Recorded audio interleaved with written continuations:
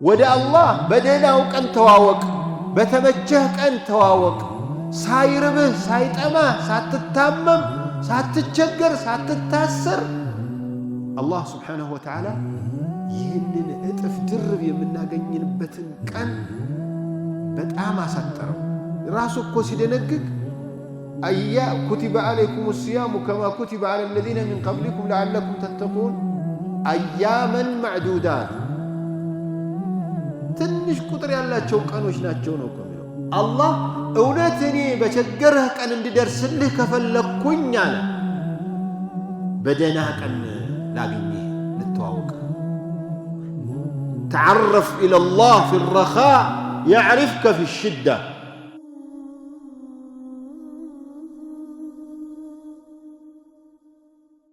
አላህ ስብሓነሁ ወተዓላ ይህንን እጥፍ ድርብ የምናገኝንበትን ቀን በጣም አሳጠረው።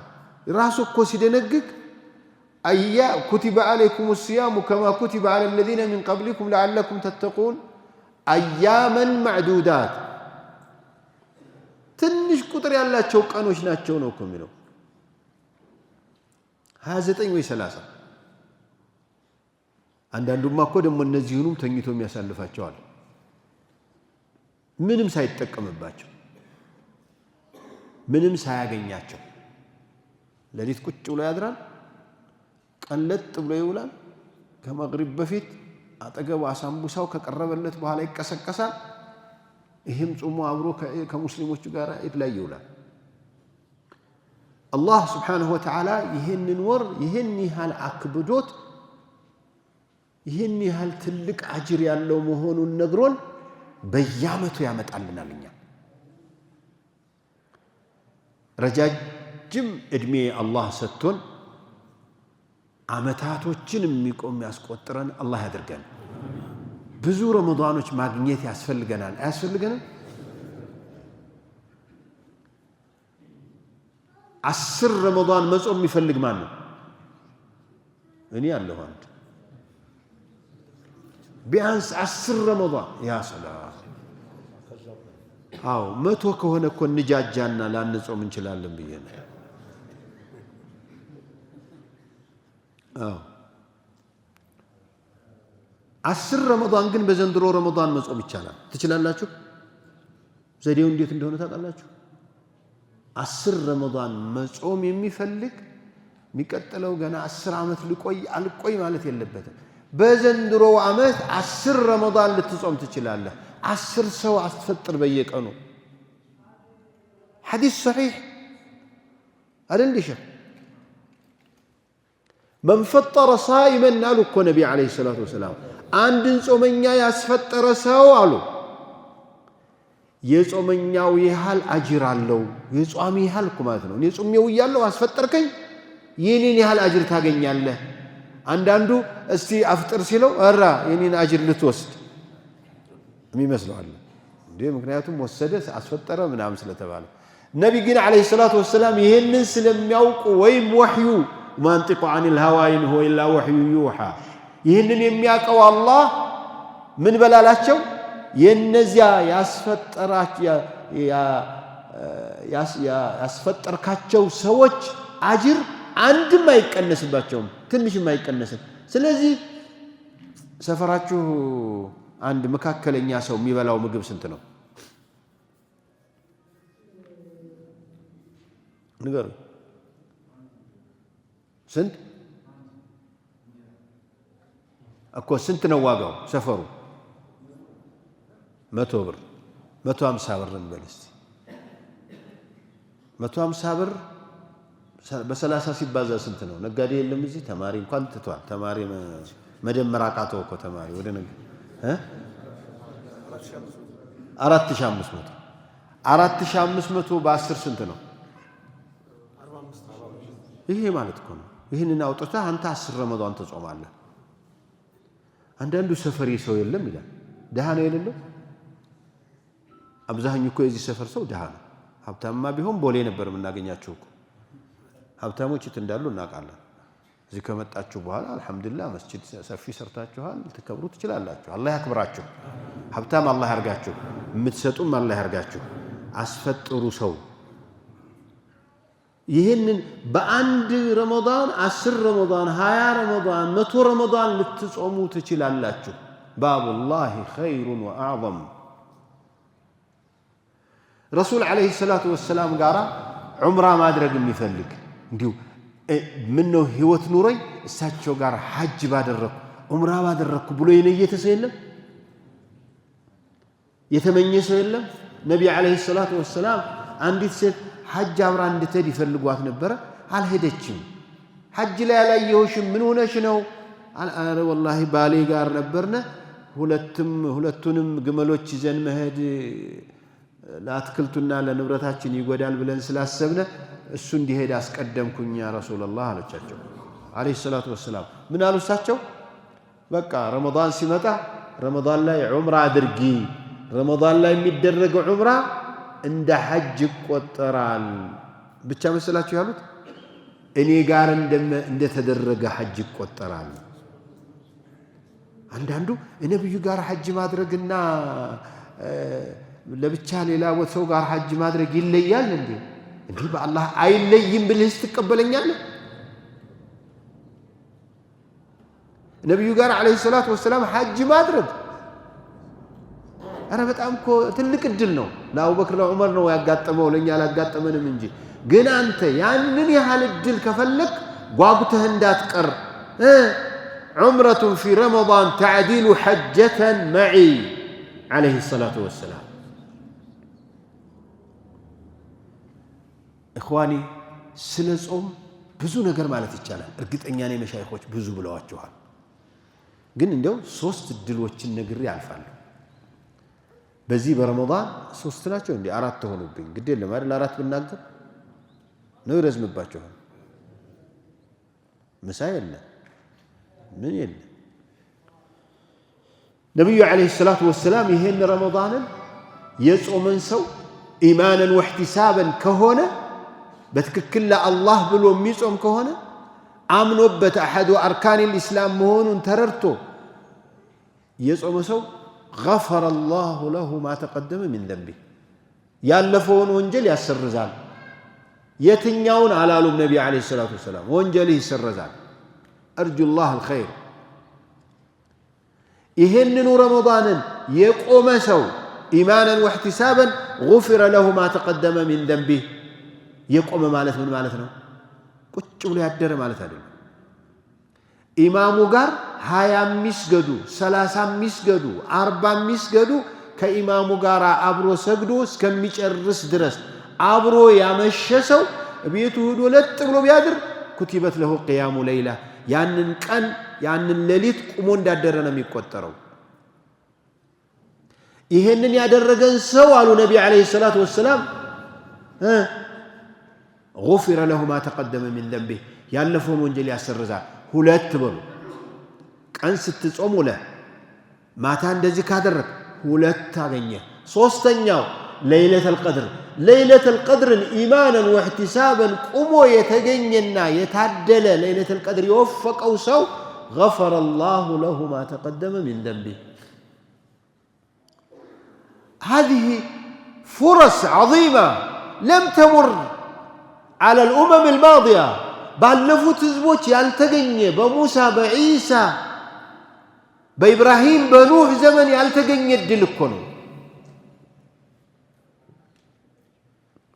ስለዚህ አላህ ስብሓነሁ ወተዓላ ከነዚህ ሲሆን በሁሉም አለበለዚያ በአንዱ ከሚታደሉት አላህ ያደርገን። 3ኛው ደግሞ ከአላህ ዘንድ እንዲያው ይሄ ነገር በተሳካልኝ የምትሉት ሐጃ የላችሁ አላችሁ ነው? መስጂድ ነበር ጨርሰናል። ከዚያ በኋላ ልጄን ነበር ድር ያለው በሽታዬን ነበር ድኝ ያለው አለቀ። ምን አራ ሐጃ ብዙ ነው ያለው። ሐጃችን ብዙ ነው። ሐጃችንን አላህ ያውጣልን፣ ያሰብነውን አላህ ያሳካልን። ነቢ ዓለይሂ ሰላቱ ወሰላም ሐጃ ያለ ሁሉ አሉ በጣም ወሳኝ ኢምፖርታንት የሆኑ ሐጃዎች ያላችሁ ረመዳን እንዳያመልጣችሁ ብለዋል። በረመዳን በየቀኑ በየሌሊቱ አንዳንድ ከአላህ ዘንድ በፍጹም አልመልስባችሁም የተባለ ቃል አላችሁ። እንዲያው 30 ወሳኝ ጉዳዮች ቢወጡልን ትልቅ እድል አለ። ግን እኮ አላህ በየትኛውም ሰዓት ዱዓ ብታደርግ ይቀበላል። ረመዳን ግን ወአንተ ሷኢም በጣም ትልቅ ነው። አንዳንድ ሰው ካፈጠረ በኋላ ነው ዱዓ የሚያደርገው عند فطره ስላለ ነው አሉ። አይሆንም። ጾመኛ ሆናችሁ ዱዓ አድርጉ። قبيل الإفطار ከፍጡር በፊት ባለው ሰዓት ራስህን ዝቅ አርገህ በትክክል ተናንሰህ በትክክል ፈላጊ ሆነ እንዲህ ተኩራርተህ አይደለም። ላ ዝቅ ብለህ የቁርአን አያዎች ሱረቱል በቀራ ላይ መሃል ላይ አንድ የሚገርም አንቀጽ አለ። ይህ አንቀጽ ምንድነው ተመለክቱ? እኔን የሚፈልጉኝ ካሉና ስለኔ የሚጠይቁህ ካለ እኔ ቅርብ ነኝ ብለህ ንገራቸው። ወኢዛ ሰአለከ ዒባዲ ዐኒ ፈኢኒ ቀሪብ ኡጂቡ ደዕወተ ዳዒ ኢዛ ደዓን ፈልየስተጂቡ ሊ ወሊዩእሚኑ ቢ ለዐለሁም የርሹዱን ይላል አላህ። ባሮቼ ስለኔ ከጠየቁ ቅርብ ነኝ በላቸው። ቅርብ ነኝ። በቃ እናንተ ያለባችሁ ብቻ ያ ረብ ነው። ለበይከ ዐብዲ ምን ሆንክ ምን አጋጠመህ ምን ቸገረህ ይላል አላህ። ግን ሸርጡ ነው ፈልየስተጂቡ ሊ ይታዘዙኝ፣ ወሊዩእሚኑ ቢ በኔ ይመኑ፣ ለዐለሁም የርሹዱን የጠየቁት ይሳካላቸው ዘንዳ እኒህን ያሟሉ። استجبنا يا ربنا استجب دعاءنا يا الله آمنا بك يا الله آمنا بك وبأنبيائك وبكل ما أمرتنا أن نؤمن به يا الله استجب دعاءنا. ሁላችሁም ዱዓችሁን አትርሱ። ረመዳን ላይ ዱዓ ማድረግ ሌላ ፋይዳ አለው። ነቢዩ ዓለይሂ ሰላቱ ወሰላም ያጎታቸውን ልጅ አብዱላህ ብን ዓባስን ምን አሉት? ያ ጉላም ኢኒ ኡዓሊሙከ ከሊማት፣ ልጄ አንተ ወጣት አንተ ታዳጊ የሆነ ነገር ልነግርህ ነው፣ በደንብ አዳምጠኝ አሉት። ኢሕፈዝላህ የሕፈዝከ፣ አላህን ጠብቀው ይጠብቀሃል። አላህን ጠብቀው ምን ማን እንዳይጎዳው ነው አላህን የምትጠብቀው? አላህ ባዘዘህ ቦታ ላይ ያግኝህ ማለት ነው። አላህ እንደሚቀጣህ እንደሚያይህ እየው። እዕቡድላህ ከአነከ ተራህ፣ እያየኸው እንደሆነ አድርገህ ተገዛው። ኢሕፈዝላህ አላህን ጠብቀው ይጠብቀሃል። ኢሕፈዝላህ ተጅድሁ ትጃሃክ፣ አላህን ጠብቀው ፊት ለፊትህ ታገኘዋለህ። ፊት ለፊትህ ማለት መንገድ ጠራጊህ እሱ ይሆናል። ፊት ለፊትህ ያለውን እንቅፋት ሁሉ የሚያስወግድልህ እሱ ይሆናል። ፊትህ ከአንተ ፊት እሱ አለ፣ ታገኘዋለህ። በችግርህ ቀን ታገኘዋለህ። እዚሁ ሐዲት ላይ ተዓረፍ ኢለላህ ፊ ረኻእ የዕሪፍከ ፊ ሽዳ፣ ወደ አላህ በደህናው ቀን ተዋወቅ፣ በተመቸህ ቀን ተዋወቅ። ሳይርብህ ሳይጠማህ ሳትታመም ሳትቸገር ሳትታሰር አላህ ጋር ተዋወቅ። መቼ እንዲያውቅህ? የቸገረህ ቀን እንዲያውቅህ። አንድ ምሳሌ ልጠይቃችሁ። አሁን በሊዝ በሆነ ነገር የሚጠየቅ ባለስልጣን ነጋዴ ወይም ግብር የማይከፍል የግብር ስርዓት ችግር ያለበት ከተያዘ በኋላ የሚተዋወቀው ባለስልጣን ነው የሚጠቅመው ወይስ ድሮ የሚተዋወቀው?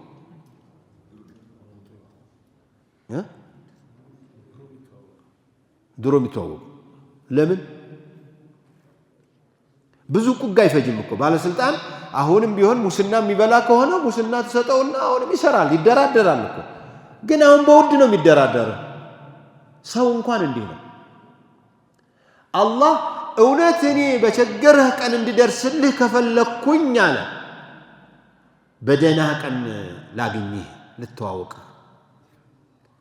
ተዓረፍ ኢለላህ ፊ ረኻእ የዕሪፍከ ፊ ሽዳ፣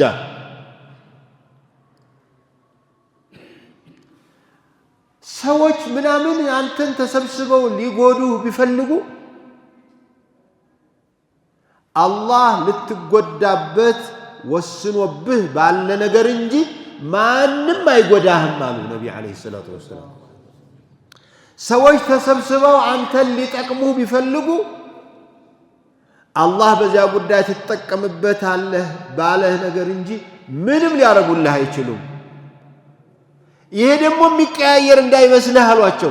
ሩፊዐት አልአቅላሙ ወጀፈት አልሱሑፍ። ሩፊዐት አልአቅላም ብዕሩ ተነስቷል፣ አረ መዱም ደርቋል። መቀየር፣ መሰረዝ፣ መደለዝ አይቻልም። ረመዳን ፉርሳ ሊተዓሩፍ ቢላህ ዐዘ ወጀል ከአላህ ጋር ለመተዋወቅ ትልቅ እድል ነው ያለው። አንደኛ እነዚህ ቢዚ ያደርጉን የነበሩት ብዙ ነገሮች ተቀንሰዋል። ዋናው ጠላታችን መረደቱል ጅን ታስረዋል። እርግጥ ሸያጢነል ኢንሶቹ አሉ፣ የነሱ ወኪሎች ሰዎች እነሱ ወክለዋቸው እስር ቤት ሲገቡ አደራ ደንበኞቻችን እንዳይበላሹ፣ ሶላት ላይ ብዙ እንዳይጠነክሩ፣ ጾም ብዙ እንዳያበዙ አደራችሁን የሞከራችሁ ያላችሁን ጥረት አድርጉ ያሏቸው ሰዎች ግን አሉ። ሸያጢነል ኢንስ ወልጂን። ሸይጣን እኮ ለሁለት ተከፈለ። ያ መንፈሳዊው ሰይጣን አለ፣ እሱ እስር ቤት ይገባላችኋል አለን አላህ። ይሄኛው ግን ታገሉት ነው። ምን አስቸኮለህ? ምን አንተ ኢማም ነህ እንዴ? አወል ሶፍ እንዳያመልጠን ስትለው እንዴ አንተ ኢማም ነህ የሚል የለም። እኔ አፉ በሉኝና ሰፋ ያለ ግብዣ ጋብዘው ፍጡር ራሱ ሰውን የሚያሳንፉት ሰዎች የነሱ መሳሪያዎች እንዳይሆኑ ፈራሁ። ትልቅ ግብዣ ይሉና ያጓጓል የቀረበው ምግብ። ኢማሙ ደግሞ ስለ ሶደቃው የሚያውቁት የላቸውም። ኢቃማ አድርግ ይላሉ። አስፈጥር። አሁን አዲስ አበባ ላይ ዓለመል እስላሚ ላይ ያለው ያፈጣጠር ስርዓት በጣም ደስ እያለ መጥቷል። ምንድነው ፍጡር የሚፈጠረው? የት ነው የሚፈጠረው? ይሄ አዲስ ምንጣፍ ስላነጠፋችሁ መከራ ነው። ኮሚቴ አላሁ አክበር፣ አላህ አግራችሁ። ኮሚቴ አላውቃችሁም። እዚህ መስጂድ መፈጠር ተጀምሯል አልተጀመረም? ዋሉ እናንተ ውጭም ስላለላችሁ አፍጠራችሁ ግቡ፣ ችግር የለም። በየትኛው መስጂድ ላይ ግን መስጂድ ሆኖ አልፈጥሩ። ማን እንዳያመልጥ ነው መግሪቡ። አለበለዚያ እኮ በልተን ከቤት ወደ መስጂድ እስከምንመጣ ድረስ ጀማዓው ተሰግዷል። የረመዳን ጀማዓ ያውም የመግሪብ የዚያ ሁሉ ሰው ጀማዓ እኮ ነው የሚያመልጥህ። አንዳንዱ በኪሱ ይዞ መምጣት ጀመረ። ፍጡር ትልቁ አጅር። ለዚህ ነው ትልቅ ግብዣ አታድርጉ። ፍጡር ከፈለጋችሁ ራት በኋላ ወስዳችሁ ሀብሉ እንጂ ፍጡር ላይ የሚያጓጓ ወስዳችሁ ሰውየው ሆዱ እየተንጫጫ ወደ መስጂድ ቢሄድ ሶላት አይደለም። አይታችሁ ከሆነ ትላልቅ መስጂዶች ላይ ሐረመይን ለምሳሌ መካ፣ መዲና፣ ሌሎችም ትላልቅ መስጂዶች ላይ በልቶ ሰው ረክቶ ነው ወደ ሶላት የሚመጣው። እኛ ጋር ግን ተሎ ነው ኢቃም የሚደረገው። ለምን እንደሆነ ታውቃላችሁ? ጭራሽ ያልቀመሰም ይኖራል፣ እዚሁ ያላፈጠረም ይኖራል። ለማንኛውም የሰይጣኖቹ መታሰር ብቻ ሳይሆን ጓደኞች ብለው የሚያሳንፉ የሉም ወይ? እዚህ ሲሰገድ ድሮ 20 ሲሰገድ በ8 የሚወጡ ሰዎች ነበሩ። ኮሮናም የኛም ዳዕዋ ምናምን ብለን ወደ 8 ወደ 10 11 መለስነ። 11 ሲመለስ ደግሞ በስንት መውጣት ጀመራችሁ? በ4። ምንድነው ሰው 4 ይሰገድ ቢባል ደግሞ በ2 ሊወጣ ነው? አንተ የድሮ ሰዎች እኮ 20 ሰግደው ቁጭ ብለው እዚያ ቢያንስ 50 60 ሶላዋት ብለው ብዙ ቆይተው ነው እኮ ሄዱ የነበሩት። ምንድነው የሰነፈው ወጣቱ? ወጥቶም ይተኛ ቢሆን ደግሞ ጥሩ ነበር። ሁላችሁም አለለም።